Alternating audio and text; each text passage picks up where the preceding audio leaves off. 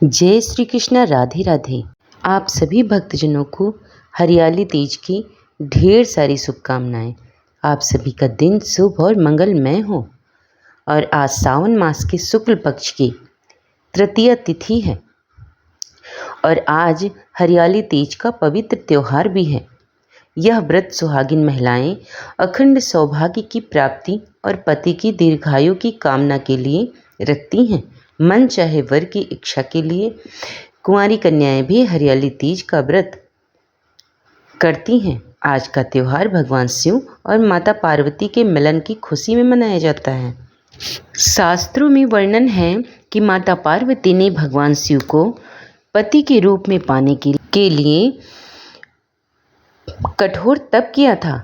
उससे प्रसन्न होकर भगवान शिव जी ने सावन मास के शुक्ल पक्ष की तृतीया के दिन माँ पार्वती को अपनी पत्नी के रूप में स्वीकार किया था। आज के दिन हरियाली तीज की व्रत कथा को सुनने से समस्त मनोकामनाएं पूर्ण होती हैं और घर में सुख समृद्धि तथा धन का स्थायी वास होता है। तो आप लोग बड़ी ही श्रद्धा और प्रसन्न चित्त मन से इन सभी कथाओं को पूरा अवश्य सुनिएगा। भगवान शिव अपनी पत्नी सती के आत्मदाह के बाद उनको खोने का दुख सहन करने में असमर्थ थे। इस दुख के दौर में उन्होंने सांसारिक मामलों में रुचि खो दी और तपस्या में लीन हो गए। आदि शक्ति माता सती ने भगवान भोलेनाथ शंकर को इस स्थिति से बाहर निकालने के लिए और भगवान भोलेनाथ को पुनः पति के रूप में पाने के लिए 107 जन्म लिए, लेकिन वह असफल रही। उनका 108वां जन्म पर्वतराज हिमालय और रानी मैनावती की पुत्री पार्वती के रूप में हुआ। अपने 108वें जन्म में माँ पार्वती के कठोर तप से प्रसन्न होकर सावन मास के शुक्ल पक्ष की तृतीया तिथि को भगवान शिव देवी पार्वती के साथ विवाह करने के लिए तैयार हो गए। तभी से ऐसी मान्यता है कि इस व्रत को करने से देवी पार्वती प्रसन्न होकर अखंड सौभाग्य का आशीर्वाद देती हैं। तीज के दिन महिलाएं भगवान शिव और देवी पार्वती का पूजन करती हैं तथा बिना खाए पिए पूरा दिन व्यतीत करती हैं। फिर अगले दिन सुबह स्नान और पूजा के बाद व्रत पूर्ण करके भोजन को ग्रहण करती हैं। एक बार भगवान शिव ने जन कल्याण के लिए माता पार्वती को उनकी कठिन तपस्या का स्मरण कराते हुए तीज की कथा सुनाई थी। भगवान शिव कहते हैं, हे गौरी पर्वतराज हिमालय पर गंगा के किनारे तुमने अपनी बाल अवस्था में अधोमुखी होकर कठिन तप किया था। इस अवधि में तुमने अन्न ना खाकर केवल हवा और सूखे पत्तों का सेवन किया। माघ की शीतलता में तुमने निरंतर जल में प्रवेश करके तप किया था। वैशाख मास में जला देने वाली गर्मी में पंचा अग्नि में शरीर को तपाया। श्रावण मास की मूसलाधार वर्षा में खुले आसमान के नीचे बिना अन्न जल ग्रहण किए तुमने काफ़ी समय व्यतीत किया। तुम्हारी इसी कष्टदायक तपस्या को देखकर तुम्हारे पिता बहुत दुखी और नाराज होते थे। तब एक दिन तुम्हारी तपस्या और तुम्हारे पिता की नाराजगी को देखकर नारद जी तुम्हारे घर पधारे। तुम्हारे पिता द्वारा आने का कारण पूछने पर नारद जी ने कहा, हे गिरिराज, मैं भगवान विष्णु के भेजने पर यहाँ आया हूँ। आपकी पुत्री की घोर तपस्या से प्रसन्न होकर विष्णु भगवान उनसे विवाह करना चाहते हैं। इस बारे में आपकी क्या राय है? नारद जी की बात सुनकर पर्वतराज हिमालय बहुत प्रसन्नता के साथ बोले, हे मुनिवर, यदि स्वयं भगवान विष्णु मेरी कन्या का वरण करना चाहते हैं तो मुझे इसमें क्या आपत्ति हो सकती है? वे तो साक्षात ब्रह्मा हैं। यह तो हर पिता की इच्छा होगी कि उसकी पुत्री सुख संपदा से युक्त पति के घर की लक्ष्मी बने। आगे भगवान शिव कहते हैं, हे देवी, नारद जी तुम्हारे पिता की स्वीकृति पाकर विष्णु जी के पास गए और उन्होंने विवाह तय होने का समाचार सुनाया। परंतु जब तुम्हें इस विवाह के बारे में पता चला तो तुम्हें बड़ा दुख हुआ। तुम्हें इस प्रकार से दुखी देखकर तुम्हारी एक सहेली ने दुख का कारण पूछा। तब तुमने बताया कि मैंने सच्चे मन से भोलेनाथ का स्मरण किया है, परंतु मेरे पिताजी ने मेरा विवाह विष्णु जी के साथ तय कर दिया। अब मैं धर्म संकट में हूँ। अब मेरे पास प्राण त्यागने के अलावा और कोई उपाय नहीं है। हे देवी, तुम्हारी सखी बहुत ही समझदार थी। उसने कहा, प्राण त्याग देना ही समस्या का हल नहीं होता है।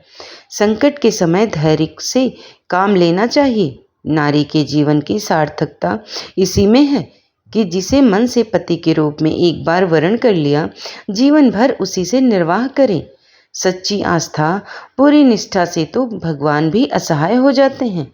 मैं तुम्हें घने वन में ले चलती हूँ, जो साधना के लिए सही स्थान है, जहाँ तुम्हारे पिता तुम्हें खोज नहीं पाएंगे। मुझे पूर्ण विश्वास है कि ईश्वर अवश्य ही तुम्हारी सहायता करेंगे। तब अपनी सखी की बात मानकर तुमने ऐसा ही किया। तुम्हारे पिता तुम्हें घर पर ना पाकर बड़े चिंतित और दुखी हुए। वह मन ही मन सोचने लगे कि मैंने तो विष्णु जी से मेरी पुत्री का विवाह तय कर दिया। यदि विष्णु जी बारात लेकर आए और कन्या घर पर नहीं मिली तो मेरा बहुत अपमान होगा। ऐसा विचार करके पर्वतराज ने चारों ओर तुम्हारी खोज शुरू करवा दी। इधर वो सब तुम्हें खोजते रहें, उधर तुम नदी के किनारे एक गुफा में मेरी आराधना में लीन रहने लगी। सावन मास के शुक्ल पक्ष की तृतीया को हस्त नक्षत्र के समय तुमने रेत के शिवलिंग का निर्माण किया और रात भर मेरी स्तुति में गीत गाकर स्मरण किया। तुम्हारी इस कठोर तपस्या के प्रभाव से मेरा आसन हिलने लगा। मैं शीघ्र ही तुम्हारे पास पहुंच गया और तुमसे वर मांगने को कहा। तब अपनी तपस्या के फलस्वरूप मुझे अपने सामने पाकर तुमने कहा कि हे प्रभु, मैं सच्चे मन से आपको पति के रूप में वर्ण कर चुकी हूँ। यदि आप मेरी तपस्या से प्रसन्न होकर यहाँ पधारे हो तो मुझे अपनी अर्धांगिनी के रूप में स्वीकार कीजिए। तब मैं तथास्तु कहकर कैलाश पर्वत पर लौट आया। सुबह होते ही तुमने पूजा की सारी सामग्री नदी में प्रवाहित करके अपनी सखी के साथ व्रत का पारण किया। उसी समय पर्वतराज हिमालय अपनी बंधु बांधवों के साथ तुम्हें खोजते हुए वहां पर पहुंच गए। तुम्हारी दशा देखकर वे बहुत दुखी हुए और तुम्हारी इस कठोर तपस्या का कारण पूछा। तब तुमने कहा, पिताजी, मैंने अपने जीवन का अधिकांश समय कठोर तपस्या में व्यतीत किया है, जिसका उद्देश्य भगवान शिव को पति के रूप में प्राप्त करना था।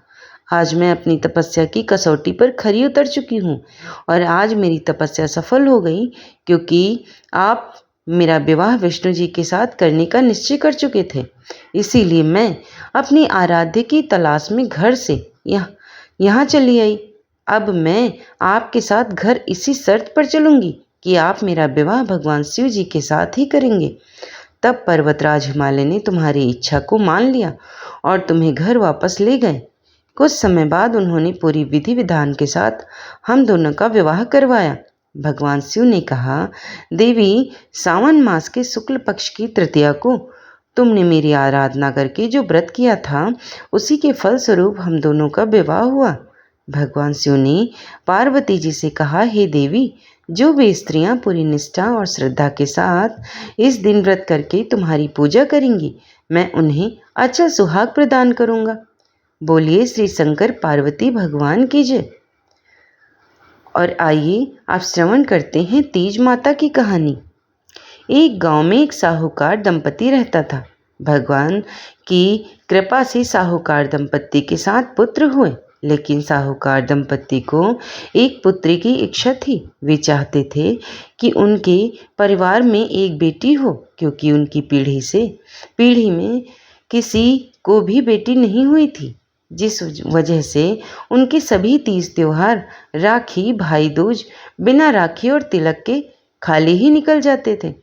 तब साहूकारनी ने तीज माता से एक लड़की की इच्छा की और बोली कि हे तीज माता, आपने मुझे 7 पुत्र दिया, कृपया करके मुझे एक बेटी दीजिए ताकि मेरी कन्यादान करने की इच्छा पूरी हो जाए। तब एक दिन तीज माता की कृपा से साहूकारनी को एक कन्या रूपी रत्न पैदा हुआ। दोनों साहूकार दंपत्ति बेटी को पाकर बहुत खुश हुए।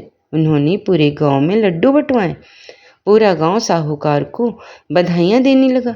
इस तरह उनका इस समय हंसी खुशी से बीतने लगा।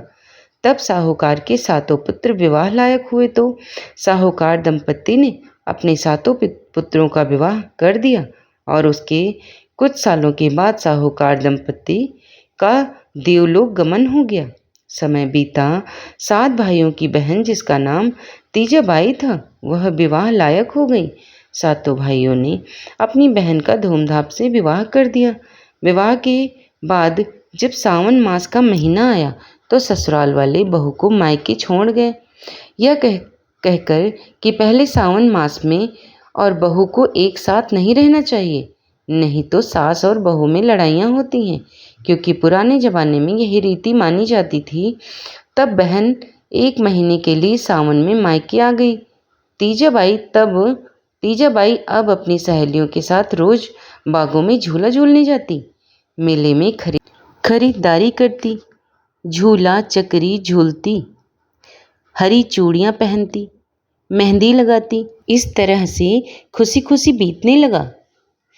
तब एक दिन हरियाली तीज आई तो सातों भाभियों के लिए उनके पति लहरिया घेवर सुहाग की पिटारी लेकर आए। लेकिन तीजाबाई के ससुराल से न लहरिया आया और ना ही घेवर आया और ना ही सुहाग की पिटारी आई। जब तीज वाले दिन सातों भाभियां अपनी अपनी लहरिया ओढ़ पहनकर 16 श्रृंगार करके तीज माता की पूजा करके घर आईं तो ननंद अर्थात तीजाबाई अपनी भाभियों से बोली कि भाभियों, मेरे ससुराल से तो न लहरिया आया है और न घेवर आया है और ना ही सुहाग का सामान आया। अब मैं क्या ओढ़ पहनकर तीज माता की पूजा करने जाऊं? तो भाभियां कुछ नहीं बोली।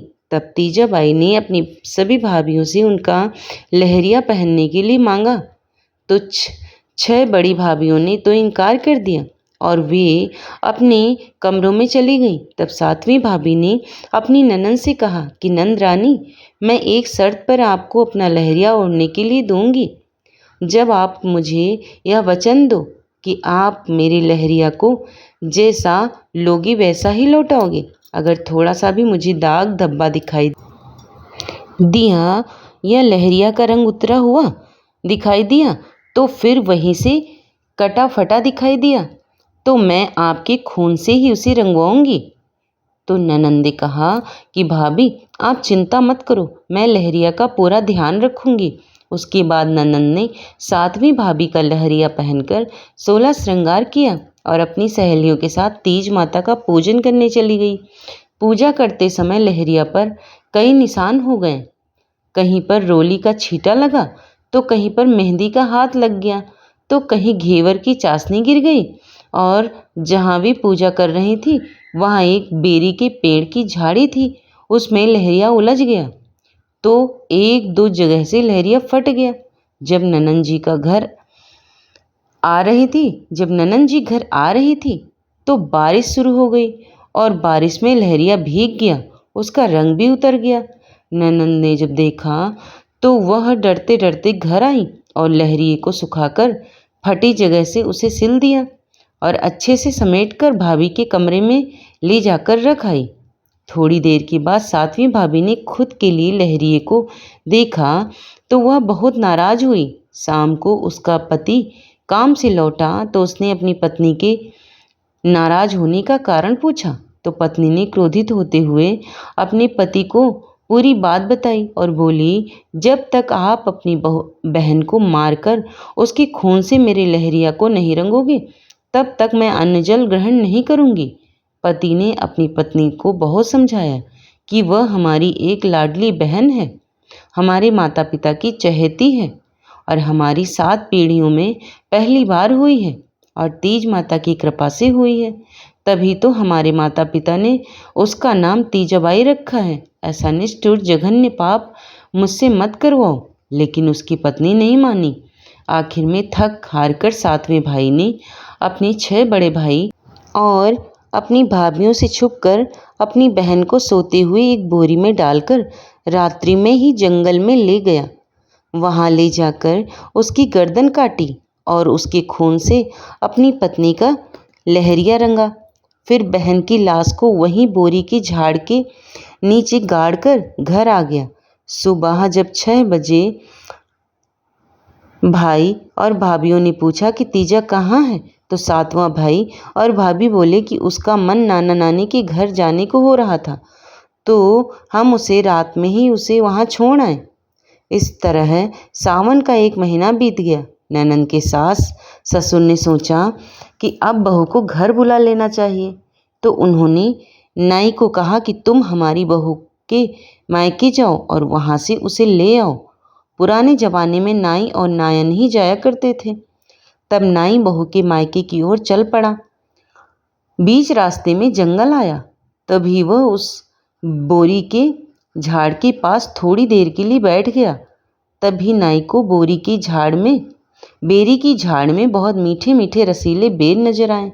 जैसे ही नाई बेर तोड़ने लगा तो उसमें से आवाज आई कि मेरे बेर मत तोड़ो, भाई ने पाप किया है, मेरी गर्दन काटी है, भाभी का लहरिया मेरे खून से रंगा है।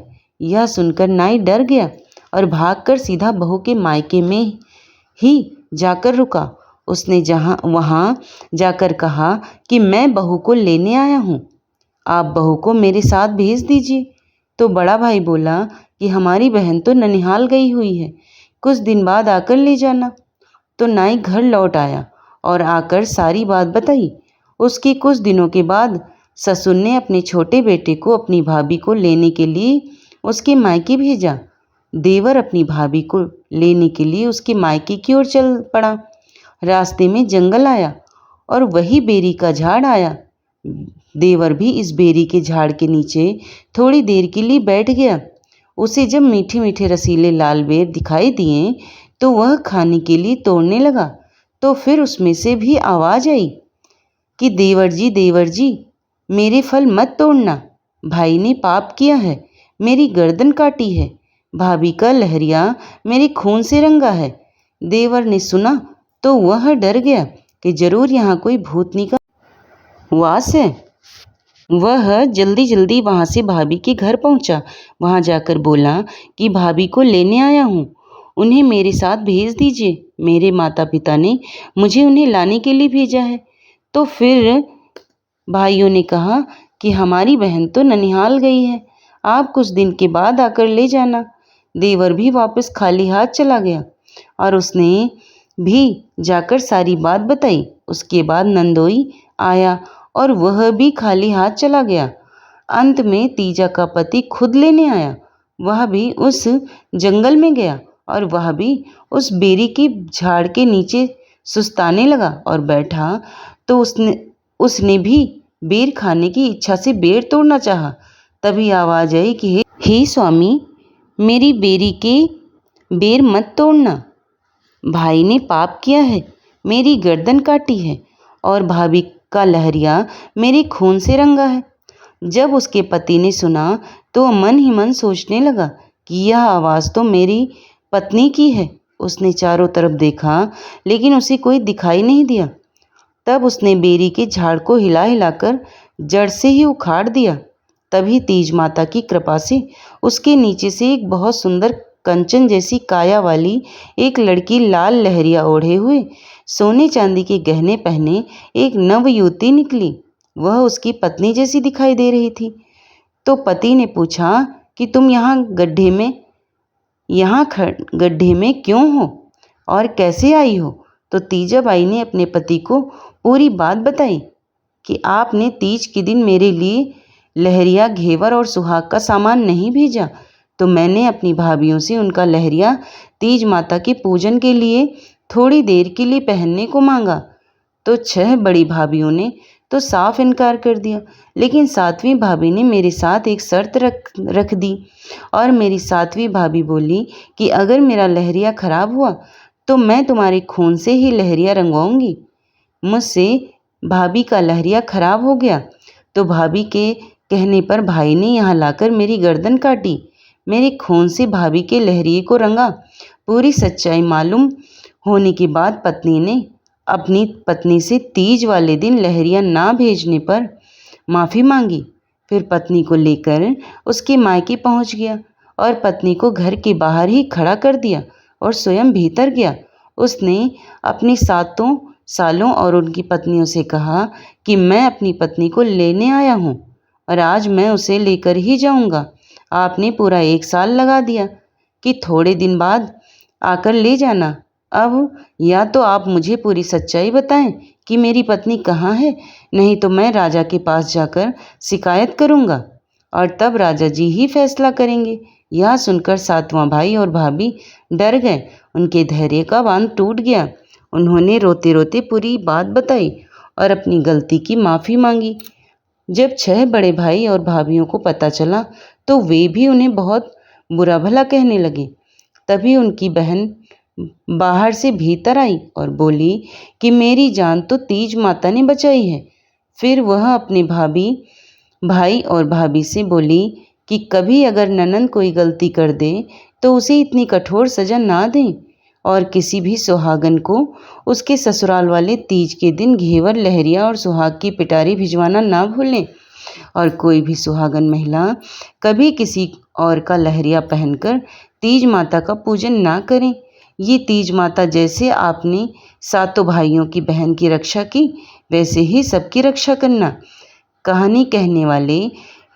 कहानी सुनने वाले और हुंकारा भरने वाले को आप अखंड सौभाग्य की प्राप्ति कराना।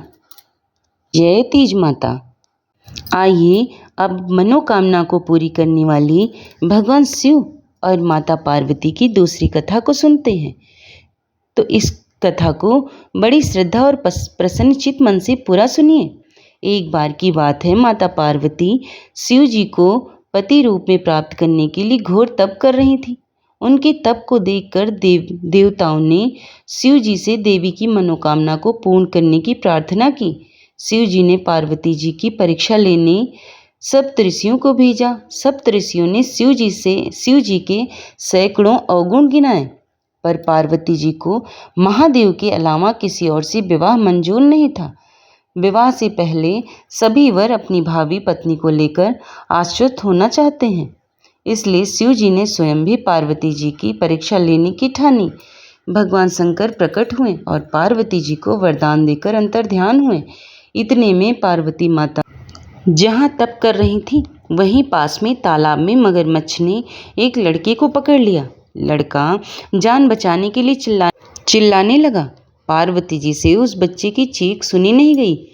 द्रवित हृदय होकर वह तालाब पर पहुंची। देखती हैं कि मगरमच्छ लड़के को तालाब के अंदर खींच कर ले जा रहा है। लड़के ने देवी को देखकर कहा, माता, मेरी ना तो माँ है और ना पिता है और ना ही कोई मित्र, अब आप ही मेरी रक्षा करें। पार्वती जी ने कहा, हे मगरमच्छ, इस लड़के को छोड़ दो। मगरमच्छ बोला कि छठे पहर में जो मुझे मिलता है उसे अपना आहार समझकर स्वीकार करना मेरा नियम है।